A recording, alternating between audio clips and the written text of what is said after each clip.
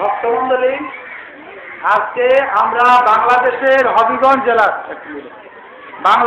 হবিগঞ্জ জেলার বানিয়াচং থানাধীন সুবিদপুর গ্রামে আমরা এই কৃষ্ণ কালী মন্দিরে আমরা সমবেত হয়েছি। ভক্তমন্ডলী, কৃষ্ণ কালী মন্দিরের বৈষ্ণব আজকে গীতা পাঠের আয়োজন করেছেন। তিনি আজকে হলো 2016 সালের ফেব্রুয়ারি মাসের 1 তারিখ। তো আজকে ভক্তমন্ডলী এই সারা পৃথিবীতে ভারতবর্ষে কৃষ্ণ কালী মন্দির মাত্র 2টি। এই 2টি আপনাদের হবিগঞ্জ জেলায়। আপনারা কত ভাগ্যবান, সারা ভারতে এই 2 মন্দির না। কিন্তু এই কৃষ্ণ কালী মন্দির বাংলাদেশের হবিগঞ্জ জেলার চুনারুঘাট থানার দুর্গাপুর গ্রামে একটি কৃষ্ণ কালী মন্দির আছে। আর আরেকটি হলো বাংলাদেশের হবিগঞ্জ জেলার বানিয়াচং থানাধীন সুবিদপুর গ্রামে এই যে কৃষ্ণ কালী মন্দির। এই 2টি মন্দির সারা বিশ্বে কৃষ্ণ কালী 2টি মন্দির আছে এই বাংলাদেশে, কিন্তু ভারতবর্ষে নাই বলে আমরা শুনেছি। কৃষ্ণ কালী মন্দির আজকে এই কৃষ্ণ কালী মন্দিরে পাঠের আয়োজন করা হয়েছে।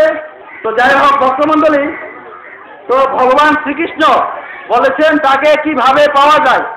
ভগবান শ্রীকৃষ্ণ বলেছেন নবম অধ্যায়ের 34 নম্বর শ্লোকে বলেছেন, মন মনা ভব মদ ভক্ত মদ জাতিমাং নমস্কুরু আমি বৈশ্যসিত যুক্তৈব মত মানাং মত পরায়ণ। অর্থাৎ তোমার মনকে আমার ভাবনায় নিযুক্ত করো, আমার ভক্ত হও, আমাকে প্রণাম করো এবং আমার পূজা করো। এভাবে একনিষ্ঠ হয়ে ভগবানকে যদি আমরা আরাধনা করি তাহলে ভগবান বলেছে নিঃসন্দেহে তুমি আমাকে লাভ করবে। ভক্তমন্ডলী, সেই কথাটি ভগবান শ্রীকৃষ্ণ বলেছেন। তাই আমরা প্রতিটি ভক্ত ভগবানকে যেন প্রণাম করি প্রতিদিন ভক্তি সহকারে, তারপর তার ভক্ত হই, তাকে প্রণাম করি, তার পূজা করি। ভক্তমন্ডলী, দেখেন বাস্তব একটি উদাহরণ এই শ্লোকের পরিপ্রেক্ষিতে। এক পরিবারে মা এবং ছেলে 2জন থাকতো। ছোট্ট ছেলে, এত বড় ছেলে প্রতিদিন স্কুলে যেতে একটি পাহাড় অতিক্রম করে। যাওয়ার সময় পাহাড় অতিক্রম করতে ভয় পেত। ভক্তমন্ডলী, তখন কি করতেন এই ছেলেটি, যে তার একদিন স্কুল থেকে এসে মাকে বলল, মা আমি আগামীকাল থেকে স্কুলে যাব না, কারণ হলো আমি ওই পাহাড় অতিক্রম করে আসতে ভয় পাই।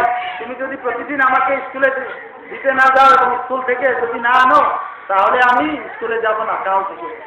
তখন ভক্তমন্ডলী এই মা কিন্তু এই ভগবান শ্রীকৃষ্ণের প্রতি খুব ছিল ভক্তমন্ডলী, এবং ছেলেটাও খুব ভগবানের প্রতি ছিল। তখন বলছিল সেই মা, বাবা আমি প্রতিদিন তোমাকে যদি স্কুলে দিতে যাই এবং স্কুল থেকে নিয়ে আসি তাহলে তো আমি অন্যের বাড়িতে কাজ করতে পারবো না, কি খাবো বাবা, আমরা তো গরিব। তো ওই পাহাড়ে তোমার এক দাদা আছে, দাদার নাম হলো মধুসূদন দাদা। তুমি সেই মধুসূদন দাদাকে ডাকবে, তোমার মধুসূদন দাদা তোমাকে সেই পাহাড় অতিক্রম করে স্কুলে নিয়ে আসবে এবং স্কুল থেকে নিয়ে আসবে। কত বড় বিশ্বাস ভগবানের প্রতি সেই মায়ের। ভক্তমন্ডলী, বিপদের পড়লে ভগবানকে মধুসূদন বলে ডাকতে হবে। সেই কারণে ভগবান সেই মা সেই ছেলেটিকে যখন বিপদে পড়ে ওই স্কুল অতিক্রম করতে পারে না ভয়ে, তখন এই ভগবানকে ডাকার জন্য এই মধুসূদন দাদার কথা বলেছেন, যে তোমার ওই পাহাড়ে একটা মধুসূদন দাদা বলে দাদা আছে, তাকে ডাকবে। তো ভক্তমন্ডলী, স্কুলে যাওয়ার সময় সেই মায়ের কথাটি বিশ্বাস করে সেই ছেলেটি তার মধুসূদন দাদাকে পাহাড়ে গিয়ে ওইখানে ভয় পেয়ে মধুসূদন দাদাকে ডেকেছিল, মধুসূদন দাদা বলে। সেই ছেলেটি যাকে থাকতে না পেরে প্রভু সেই ছেলেটি যাকে থাকতে না পেরে সামনে দাঁড়িয়েছে। এই ছেলেটির সামনে ভগবান শ্রীকৃষ্ণ মধুসূদন দাদা এসে দাঁড়িয়ে বলছে, বাবা কি জন্য তুমি আমায় ডাকছো? তখন বলছে মধুসূদন দাদা, আমার মা বলছে যে প্রতিদিন আমি তো স্কুলে যেতে ভয় পাই, আমার মাকে বলছিলাম প্রতিদিন স্কুলে আমাকে দিয়ে আসার জন্য, স্কুল থেকে আনার জন্য। আমার মা তো অন্যের বাড়িতে ঝিয়ের কাজ করে আমরা সংসার নির্বাহ করি, প্রতিদিন যদি আমাকে দিতে যায় এবং আনতে যায় তাহলে আমরা কিভাবে খাবো? মা বলছিল পাহাড়ে নাকি মধুসূদন দাদা বলে তোমার দাদা আছে, তাকে ডাকার জন্য। ভক্তমন্ডলী,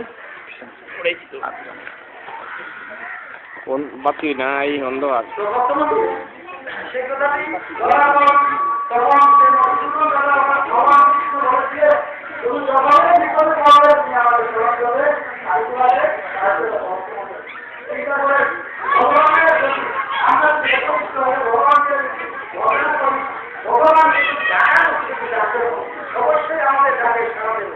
বর্তমানে আমরা যদি ভগবানের ভালোবাসা পাওয়ার জন্য একবার অগ্রসর হয়ে যায়, সেই পথে ভালোবাসা পাওয়ার জন্য ভগবান শ্রীকৃষ্ণ দূর করার জন্য বর্তমানের জায়গায়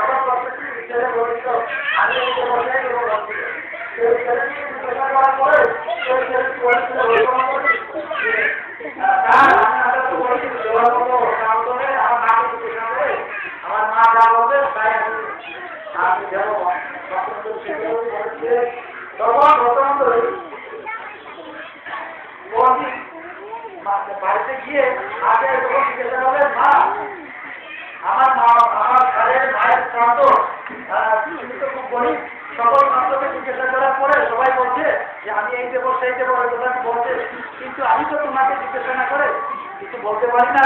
তো মা আমার মায়ের প্রান্তে আমি কি দেবো, তুমি কি দেবে? তখন বলেছিল, বাবা আমার তো দেবার সামর্থ্য নেই, বাবা আমি তো অন্যের বাড়িতে কাজ করে তোমার মধুসূদন দাদাকে বলবে, তোমার মধুসূদন দাদা যা দেবে তুমি তাই দিয়ে দেবে তোমার মায়ের ক্লাসে। সেই মধুসূদন দাদাকে সেদিন স্কুলে যাবার সময় মধুসূদন দাদা আমার মায়ের প্রান্ত, তিনি তো খুব গরিব, সে কারণে তিনি তো তার মায়ের প্রান্তে এটা করতে পারেন না, টাকা পয়সা নেওয়া। সবাইকে বলেছিল সবাই কিছু টাকা পয়সা সবাই সাহায্য করবেন, আমরা তো করি, আমাদের তো দেওয়ার সামর্থ্য নেই। তো আমার মাকে বলার পরে মা বলেছিল তোমাকে দেওয়ার জন্য, তুমি যা দেবেন তুমি সেইটা নাকি আমার মায়ের প্রান্তে দেওয়ার জন্য আমার মা বলেছিলেন ভক্তমণ্ডলী। সেই কথাটি বলার পর মধুসূদন দাদা বলেছিলেন, তোমার কারের মায়ের প্রান্তে যত ভক্ত আসবে তত ভক্ত খাবার দই আমি দিয়ে দেবো, এবং আমি যে দই দেব সেই দই যত ভক্ত আসবে সব ভক্ত খেয়ে আরো 100 ভক্ত খাবার মতো দই থাকবে। সেই কথাটি বলেছিল ভক্তমণ্ডলী। সেদিন শ্রাদ্ধ শুরু হয়ে গেল, কিন্তু সেই ছেলেটির কথাই বিশ্বাস করে মাস্টার মশাই দই চিরার আয়োজন করেছিলেন, কিন্তু দই আয়োজন করেন না এই ছেলেটি দেবে বলে। ভক্তমণ্ডলী পর্যায়ে শ্রাদ্ধ, কিন্তু দইয়ের কোনো খবর নেই। ভক্তমণ্ডলী সেই শিক্ষক তেলে বেগুনে জ্বলে উঠলে যে শ্রাদ্ধ প্রায় শেষ পর্যায়ে আমি দই চিরা কিভাবে খাওয়াবো। ভক্তমণ্ডলী সেই কথাটি